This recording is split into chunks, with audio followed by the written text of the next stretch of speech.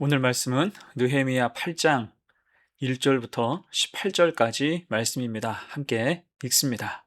이스라엘 자손이 자기들의 성읍에 거주하였더니 일곱째 달에 이르러 모든 백성이 일제히 수문 앞 광장에 모여 학사 에스라에게 여호와께서 이스라엘에게 명령하신 모세의 율법책을 가져오기를 청하매 일곱째 달 초하루에 제사장 에스라가 율법책을 가지고 회중 앞 곧 남자나 여자나 알아들을 만한 모든 사람 앞에 이르러 수문 앞 광장에서 새벽부터 정오까지 남자나 여자나 알아들을 만한 모든 사람 앞에서 읽음에 뭇 백성이 그 율법책에 귀를 기울였는데 그때에 학사 에스라가 특별히 지은 나무 강단에 서고 그의 곁 오른쪽에 선자는 마띠디아와 스마와 아나야와 우리야와 힐기야와 마아세야요 그의 왼쪽에 선자는 부다야와 미사엘과 말기야와 하숨과 하스바다나와 스가랴와 무술람이라. 에스라가 모든 백성 위에 서서 그들 목전에 책을 펴니 책을 펼 때에 모든 백성이 일어서니라. 에스라가 위대하신 하나님 여호와를 송축하매 모든 백성이 손을 들고 아멘 아멘 하고 응답하고 몸을 굽혀 얼굴을 땅에 대고 여호와께 경배하니라. 예수아와 바니와 세레비아와 야민과 악굽과 사부대와 호디야와 마아세야와 그리다와 아사랴와 요사밧과 하난과 블라야와 레위 사람들은 백성이 제자리에 서 있는 동안 그들에게 율법을 깨닫게 하였는데 하나님의 율법책을 낭독하고 그 뜻을 해석하여 백성에게 그 낭독하는 것을 다 깨닫게 하니 백성이 율법의 말씀을 듣고 다 우는지라. 총독 느헤미야와 제사장 겸 학사 에스라와 백성을 가르치는 레위 사람들이 모든 백성에게 이르기를 오늘은 너희 하나님 여호와의 성일이니 슬퍼하지 말며 울지 말라 하고 느헤미야가 또 그들에게 이르기를 너희는 가서 살진 것을 먹고 단 것을 마시되 준비하지 못한 자에게는 나누어 주라. 이날은 우리 주의 성일이니 근심하지 말라. 여호와로 인하여 기뻐하는 것이 너희의 힘이니라 하고 레위 사람들도 모든 백성을 정숙하게 하여 이르기를 오늘은 성일이니 마땅히 조용하고 근심하지 말라 하니 모든 백성이 곧 가서 먹고 마시며 나누어 주고 크게 즐거워하니 이는 그들이 그 읽어 들려준 말을 밝히 알미라.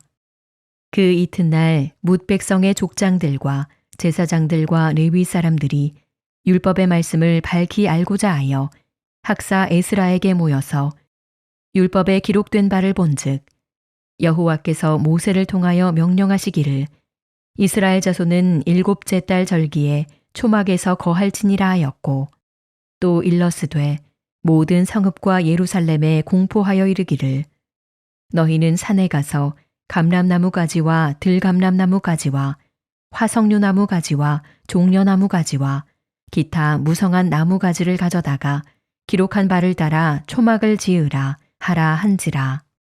백성이 이에 나가서 나뭇가지를 가져다가 혹은 지붕 위에 혹은 뜰 안에 혹은 하나님의 전뜰에 혹은 숨은 광장에 혹은 에브라임 문 광장에 초막을 짓되 사로잡혔다가 돌아온 회중이 다 초막을 짓고 그 안에서 거하니 눈의 아들 여호수아 때로부터 그날까지 이스라엘 자손이 이같이 행한 일이 없었으므로 이에 크게 기뻐하며 에스라는 첫날부터 끝날까지 날마다 하나님의 율법책을 낭독하고 무리가 이레 동안 절기를 지키고 여덟째 날에 규례를 따라 성회를 열었느니라.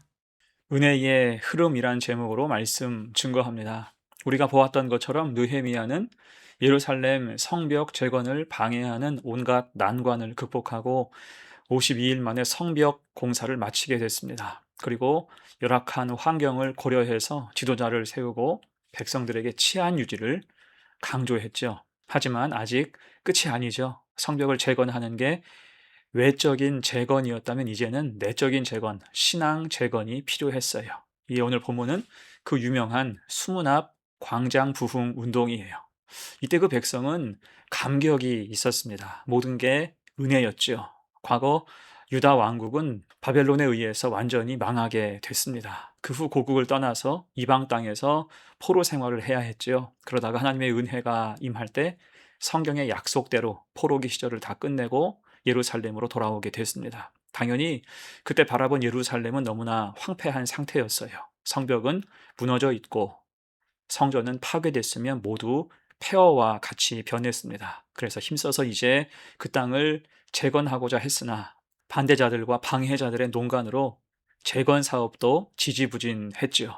그러면서 돌아온 백성들도 신앙의 부침을 겪어야 했습니다. 뜻대로 안 되고 잘 안 풀리니까 채플에 지치고 만 거예요. 하지만 하나님의 은혜로 일이 재개되게 하시고 허락하신 믿음의 사람을 통해서 성전을 새로 짓게 하셨고 이제는 느헤미야를 통해서 성벽을 재건하게 하셨습니다. 지금껏 고생도 많았지만 그래서 더욱 하나님 은혜가 무엇인지 알게 됐고 감격이 있었던 거예요. 이에 오늘 그 백성이 수문 앞 광장에 다 모인 것입니다. 이때 그 백성은 우선 여호와의 말씀을 사모하지요. 1절과 3절을 봅니다. 이스라엘 자손이 자기들의 성읍에 거주하였더니 일곱째 달에 이르러 모든 백성이 일제히 수문 앞 광장에 모여 학사 에스라에게 여호와께서 이스라엘에게 명령하신 모세의 율법책을 가져오기를 청하매 수문 앞 광장에서 새벽부터 정오까지 남자나 여자나 알아들을 만한 모든 사람 앞에서 읽음에 뭇 백성이 그 율법책에 귀를 기울였는데 어떻습니까? 그 백성은 말씀을 사모합니다. 그것도 먼저 말씀을 요청하고 있죠. 곧 8장 전체가 전부 그런 분위기였어요. 특히 3절을 보면 새벽부터 정오까지 말씀을 들었다라고 기록하죠. 오랜 시간 말씀 앞에서 집중한 것입니다. 한마디도 놓치지 않으려고 애썼다는 거예요. 자, 그러면 왜 이 사람들이 이토록 말씀을 갈급하고 사모할까요? 그것은 될까 했던 일이 실제 되고 지지부진했던 상황이 정돈되며 힘들고 어려웠던 시절을 지나면서 이 모든 게 사람의 일이 아니라 하나님의 일이라는 생각, 그런 경험을 했기 때문입니다. 그 마음의 겸손함이 사모함으로 이어지게 된 거예요. 그럴 때 말씀 앞에 선 그 백성의 모습이 어떻습니까? 5절과 6절이죠. 에스라가 모든 백성 위에 서서 그들 목전에 책을 펴니 책을 펼 때에 모든 백성이 일어서니라. 에스라가 위대하신 하나님 여호와를 송축하매 모든 백성이 손을 들고 아멘 아멘 하고 응답하고 몸을 굽혀 얼굴을 땅에 대고 여호와께 경배하니라. 아멘.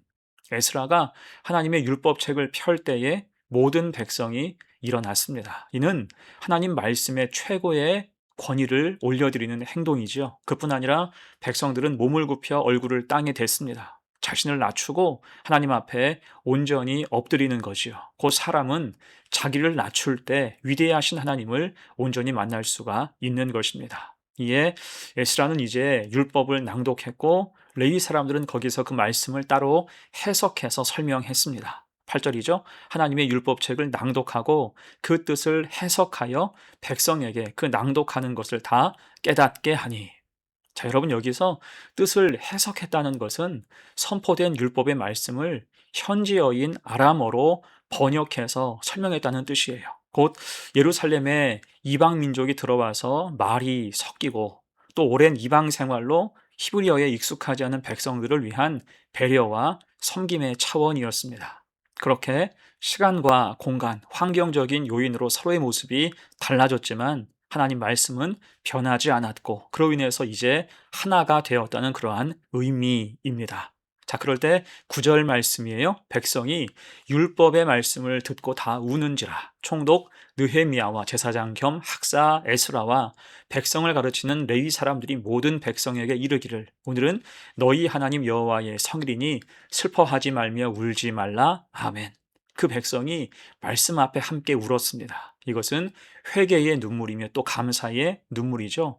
말씀이 그 속을 채울 때 감격이 샘솟는 것입니다. 이에 느헤미야와 에스라가 그 백성에게 말했죠. 오늘은 너희 하나님 여호와의 성일이니 슬퍼하지 말며 울지 말라. 그리고 이어서 10절 느헤미야가 또 그들에게 이르기를 너희는 가서 살진 것을 먹고 단 것을 마시되 준비하지 못한 자에게 나누어 주라. 이 날은 우리 주의 성일이니 근심하지 말라. 여호와로 인하여 기뻐하는 것이 너희의 힘이니라. 아멘.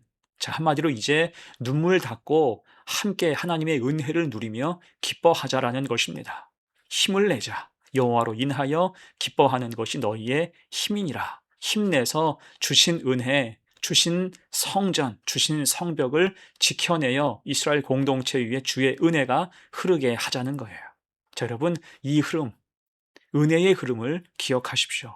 그 백성은 함께 모였고 말씀은 선포되었으며 말씀을 은혜로 깨달을 때 회개하고 감사하며 눈물을 흘렸고 그리고 이제는 기뻐하며 마음으로 다짐하는 것입니다. 이게 그 백성을 강하게 하는 동력, 은혜가 임하는 현장 되었다는 거예요. 자, 그럴 때 그들은 다시 말씀을 알고자 더 힘쓰죠. 13절 말씀, 그 이튿날 뭇 백성의 족장들과 제사장들과 레위 사람들이 율법의 말씀을 밝히 알고자 하여 말씀을 사모하여 이제는 말씀 안에 거하고 싶은 것입니다. 그럴 때 거기서 자연스럽게 말씀 속에서 지켜야 되는 절기를 찾았고 초막절을 이제 지키게 되죠. 16절로 18절의 말씀, 백성이 이에 나가서 나뭇가지를 가져다가 혹은 지붕 위에 혹은 뜰 안에 혹은 하나님의 전뜰에 혹은 숨은 광장에 혹은 에브라임 문 광장에 초막을 짓되 사로잡혔다가 돌아온 회중이 다 초막을 짓고 그 안에서 거하니 눈의 아들 여호수아 때로부터 그날까지 이스라엘 자손이 이같이 행한 일이 없었으므로 이에 크게 기뻐하며 에스라는 첫날부터 끝날까지 날마다 하나님의 율법책을 낭독하고 무리가 이레 동안 절기를 지키고 여덟째 날에 규례를 따라 성회를 열었느니라. 아멘. 자, 여러분, 여기서 초막절이 뭡니까? 초막절은 본래 이스라엘이 광야에 머물던 시절을 기억하는 절기예요. 하나님께서 장막 생활 가운데서도 그들을 먹이시고 보호하시고 인도하신 은혜를 기억하는 절기입니다. 그런데 이 절기가 한참 동안 끊겼어요. 왜일까요? 우상을 숭배하느라 한눈 팔기도 했지만 초막절 자체가 매우 불편했기 때문입니다. 멀쩡한 집을 놔두고 따로 초막을 짓고 거기서 한동안 생활한다는 게 번거로웠던 거예요. 그러면서 서서히 잊혀지고 없어졌는데 이제 다시 그것을 시작하게 된 것입니다. 곧 하나님의 은혜를 잊을 때 그 삶이 은혜와 멀어지고 죄 중에 살 수밖에 없는 현실이 됨을 이제야 인지하게 된 것입니다. 그러면서 무려 여호수아 시절의 절기를 이제 회복하게 된 거예요.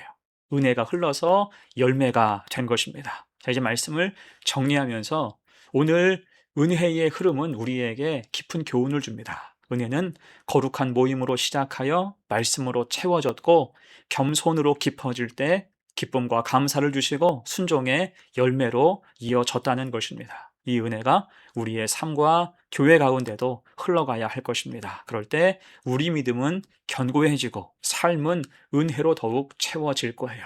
이런 하나님의 크신 은혜가 강물처럼 가득 흘러가기를 간절히 축원합니다. 아멘. 함께 기도합니다. 은혜로우신 하나님, 오늘 은혜의 흐름을 보게 하여 주셔서 감사합니다. 은혜로 모여 말씀을 사모하는 마음 주시고 겸손히 엎드리게 하시며 깨닫게 하시는 은혜를 주옵소서. 그럴 때 회개하고 돌이키게 하시고 여호와로 인해 기쁨이 가득하여 순종으로 열매 맺게 하옵소서. 이 은혜의 흐름이 우리의 삶과 가정과 교회에 끊어지지 않게 하시고 가득 흘러가게 하옵소서. 감사드리며 예수님의 이름으로 기도합니다. 아멘.